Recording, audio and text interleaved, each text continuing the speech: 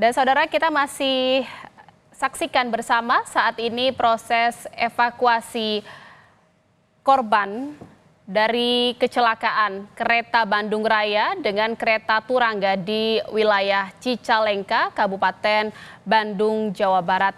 Dan kita akan berbincang dengan narasumber yang sudah hadir bersama kami di studio Kompas TV pada sore hari ini. Ada Pak Sony Sulaksono selaku pengamat transportasi Institut Teknologi Bandung. Selamat sore Pak Sony, terima kasih atas waktunya. Selamat sore. Pak Sony, ini kita lihat bersama pagi tadi ada insiden yang cukup membuat kita berduka gitu ya pada Jumat pagi ini. Ini kan Bapak di Bandung gitu ya, melihat ini terjadinya juga di Bandung. Bagaimana Bapak analisisnya terhadap insiden kecelakaan ini? Ya, ini tipikal kecelakaan untuk jalur yang single track ya. Jadi memang kalau kecelakaan yang istilahnya adu banteng itu ya, itu terjadi pada jalur-jalur yang single track, terus kemudian pengaturannya mungkin ada miss ya, ada masalah pengaturan ya, sehingga terjadi kecelakaan seperti ini ya.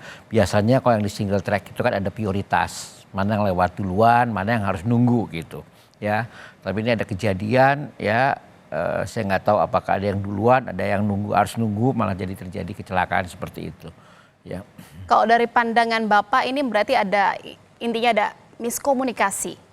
Bisa terjadi seperti itu, karena prinsipnya gini, kalau misalnya ada kereta api jarak jauh kayak Turangga akan melewati suatu single track ya, maka kereta api yang ada di situ harus mengalah ya. Ini kan stasiun terdekat kan di Cicalengka, jadi si kereta api yang lokal itu berhenti di Cicalengka nunggu sampai kereta api Turangganya lewat ya, seperti itu. Nah, ini kenapa kejadiannya belum lewat kok sudah dibiarkan boleh lewat gitu yang lokalnya. Ini berarti ada kesalahan untuk izin melintas dari kereta Bandung Raya. Bisa kesalahan, bisa ada miskomunikasi ya. Itu mungkin akan diinvestigasi oleh KNKT ya, seperti itu. Tapi biasanya yang terjadi adalah bergiliran gantian ya penggunaan single track tersebut. Ya. Oke, jadi memang yang harus diutamakan seharusnya adalah kereta jarak jauh ini. Makanya tadi juga sempat dikatakan oleh warga yang menjadi saksi mata gitu ya, menjadi korban, lebih banyak adalah korban dari kereta api lokal. Karena memang kereta api jarak jauh ini pasti lajunya lebih cepat dan akhirnya menabrak. Dan Turangga itu tidak berhenti di Cicalengka ya, tidak berhenti di Cicalengka, berarti dia akan terus. Ya kan, artinya dia akan melewati stasiun Cicalengka, pasti kecepatannya akan tinggi. Itu sekitar 60-80 km per jam. Ya, dengan bobot yang cukup besar ya, impactnya juga luar biasa. Makanya yang banyak hancur, banyak rusak itu di kereta api lokal ya, seperti itu.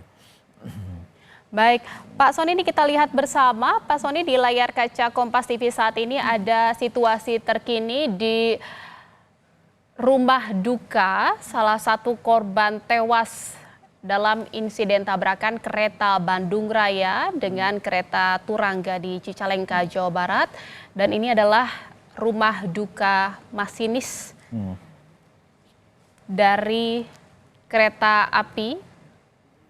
Dan kita lihat ada sejumlah pelayat, kerabat yang sudah berdatangan ke rumah duka yang merupakan korban tewas ini adalah masinis dari kereta api Turangga.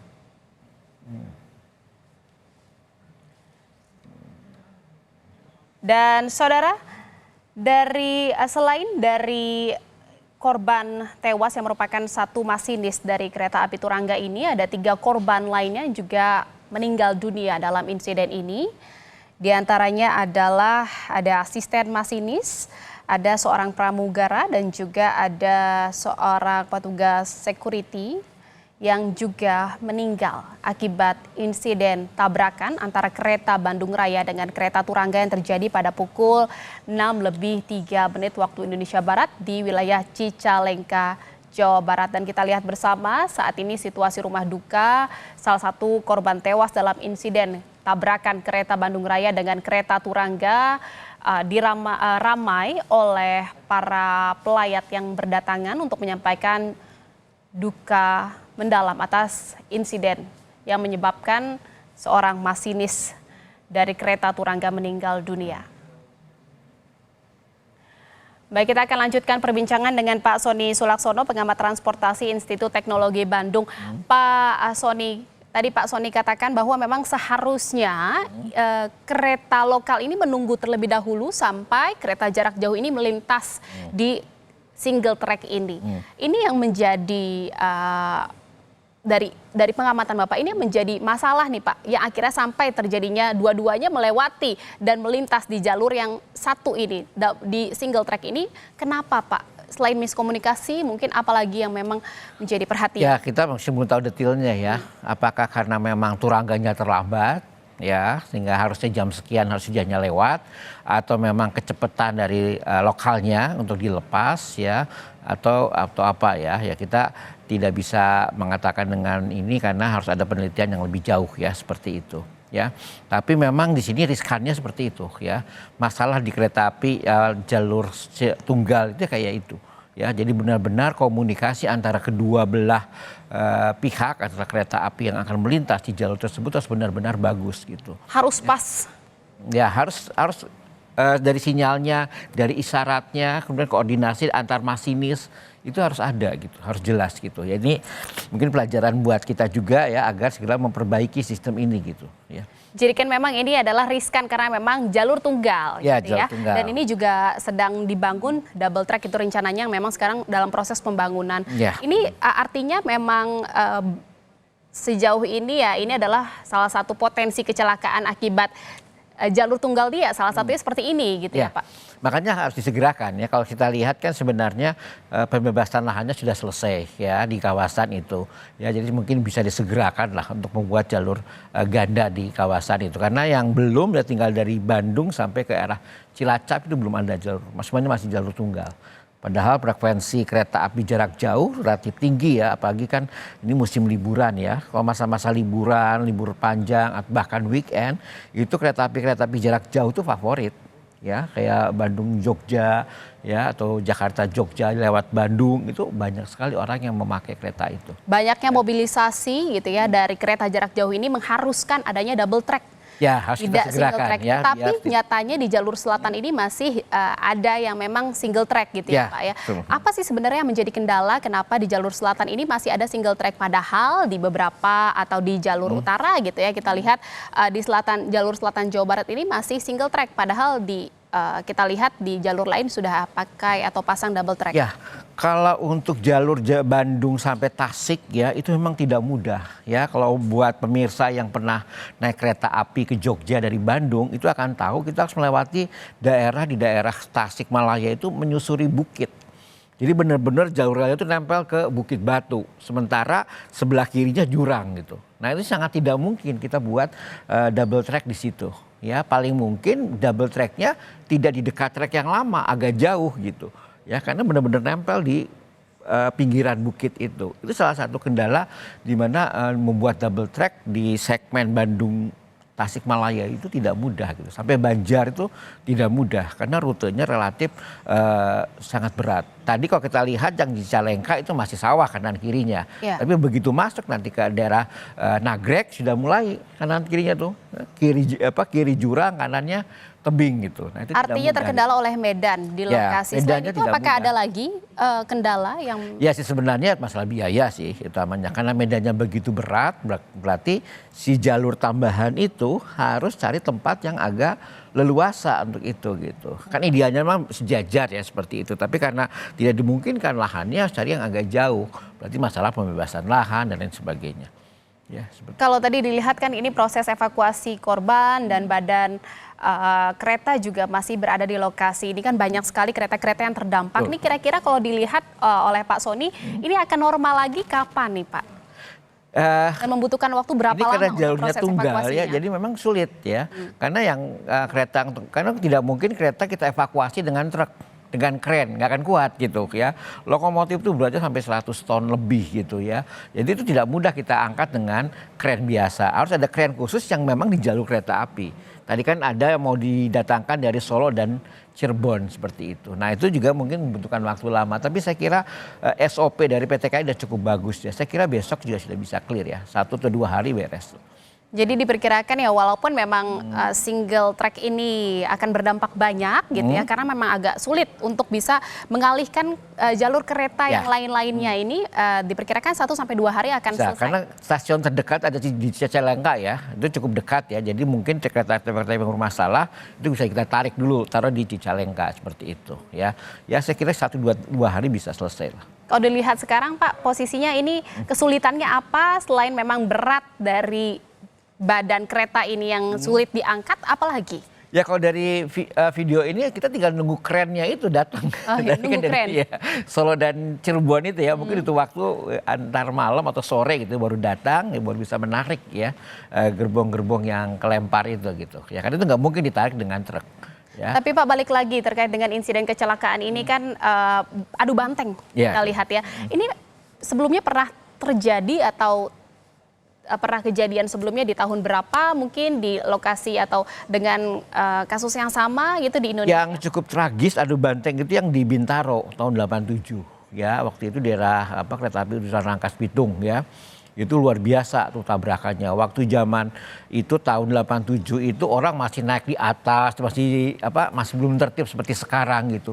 Sehingga korbannya luar biasa. Ya seperti itu. Itu juga itu salah satu tabrakan adu banteng yang cukup signifikan ya terjadi di Indonesia.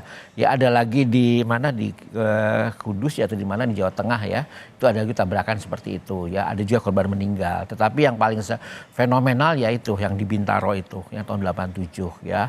Itu benar-benar lembaran kelabu lah buat kereta api kita gitu ya. Ya ini kan KNKT juga mulai melakukan investigasi untuk mengungkap gitu ya penyebab pasti dari insiden tabrakan 2 kereta ini.